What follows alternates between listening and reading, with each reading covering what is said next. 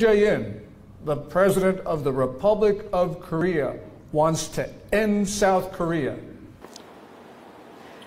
사실 저는 이 영상을 처음 봤을 때 정말 충격적이었습니다. 남의 눈치를 보지 않고 이렇게 소신껏 문재인은 대한민국을 끝내고 싶어 한다라고 말하는 모습이 정말 인상적이었습니다. 대한민국 우파가 배워야 할 점인 것 같습니다. 앞으로 더 센 발언들이 계속 나오니까 뒤로 가기 누르지 마시고 계속 시청해 주세요. The country that he was elected to protect, the country, the oath of which he said he would defend. Moon is an enemy of freedom and democracy and human rights in South Korea.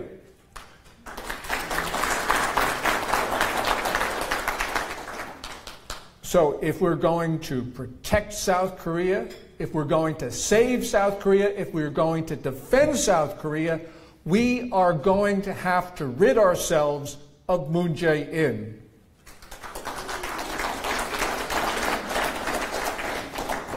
Moon must go. Moon must go. Moon must go. Moon must go. Tonight, we will talk about how we go about doing that.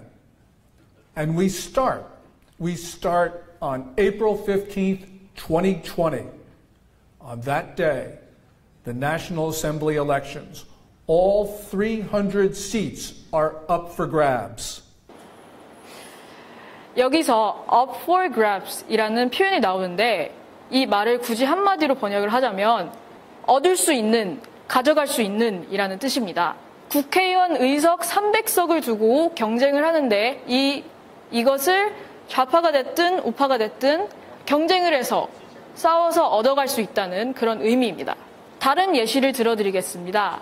The prizes in the table are up for grabs. 이렇게 얘기를 하면 테이블에 상품들이 놓여져 있는데 이 상품들은 싸워서 가져갈 수 있다, 얻어갈 수 있다 이런 뜻이 되겠습니다. This election is important for many reasons, but tonight we're going to talk about two of them. And they both relate to the Constitution. First, there is the amendment of the Constitution of the Republic of Korea. The President, Moon Jae-in, may propose amendments. 네, 여기서 amendment이라는 단어가 나오는데 이 amendment라는 단어는 미국에서는 수정헌법을 뜻합니다. 근데 사실 한국에서는 수정헌법이라는 것이 없죠. 한국에서는 보통 헌법을 개정한다 라고 하는데 이미 쓰여져 있는 헌법을 수정한다 라고 보시면 될 것 같습니다. 하지만 미국에서는 amendment라고 해서 수정헌법이라는 것이 따로 있습니다. 여기서는 한국을 말하는 거니까 헌법 개정이라고 알아들으시면 될 것 같습니다. Article 130 requires that those amendments receive at least a simple majority of the votes of the people. April 15th, therefore, is do or die. It's now or never. Do or die. 죽기 아니면 살기. Now or never. 지금이 아니면 절대 못한다. 이 두 표현 다 자주 쓰이는 영어 표현입니다. Because if it were up to Moon, he would merge his South Korea into North Korea, the Democratic People's Republic of Korea, the Kim regime. Moon may actually get a simple majority of all the people of South Korea to end South Korea. Because Moon Jae-in's party, the Democratic Party of Korea, Minju, we know that they want to get rid of all that is dear to you and to me and to the people of South Korea. How do we know this? We don't have to speculate, because in the spring of last year, Minju tried to amend the Constitution of the Republic of Korea to take out the concept of liberal when it came to the notion of democracy. The South conservatives, fortunately, were able to stop that effort to amend the Constitution. But we know that Moon Jae-in did not give up. Moon's Ministry of Education started to change the textbooks of South Korea. Take the textbooks and changed it so that freedom was no longer there. And indeed, they succeeded in taking freedom out of the textbooks for the middle schools. And why would Moon want to do something like this? Well, on the Korean Peninsula, democracy does not have to be liberal. Look, you've got Kim Jong-un's regime. They don't believe in liberalism, but they say, believe in democracy. After all, the formal name of North Korea is the Democratic People's Republic of Korea. Moon's political party, they call themselves Democrats. It's the Democratic Party of Korea. But Moon's party is leading the attack on freedom and democracy. So what he's trying to do is to make South Korea and the Constitution of South Korea more compatible with that of North Korea. So job number one for conservatives, for you and me and everyone, is to make sure that on April 15th, 2020, that conservatives take back the National Assembly. Second one is, we all know, the ultimate safeguard for freedom and democracy in South Korea is the removal of Moon Jae-in.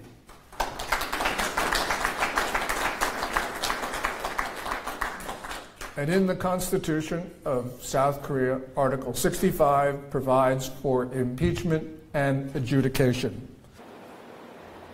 The ultimate safeguard for freedom and democracy in South Korea is removal of Moon Jae-in. 대한민국의 자유와 민주주의를 지키는 최고의 보호장치는 바로 문재인 제거입니다. 정말 센 발언입니다. 대한민국에서도 이런 발언을 할 수 있는 사람이 있을까요? 도대체 자유한국당은 뭐 하고 있는지 모르겠습니다. So let's take a look at the case of President Park Geun-hye. Was she guilty of having the wrong judgment in choosing a confidant? Well, whatever you may say. Is she guilty of being unpopular? Yeah, probably she was. But was she guilty of a violation of her duties under the Constitution in the performance of her job? Definitely no. No. Definitely no. No. No. No. Was she guilty of corruption? No. No. No. She was impeached and she was convicted because she was railroaded by the National Assembly. She was railroaded by a sophisticated and slick and cynical operation run by Moon. And Moon has been doing his best to undermine the alliance with the United States. There is only one country that is pledged to defend South Korea. It is the country that rushed to South Korea's defense after Kim Il-sung on June 25, 1950, attacked South Korea. And that country, of course, is the United States of America. He has made it difficult for the U.S. to maintain its only battery of the Terminal High Altitude Area Defense System, or THAAD. And he's gone behind the backs of his American allies to come to agreement with China in late October 2017.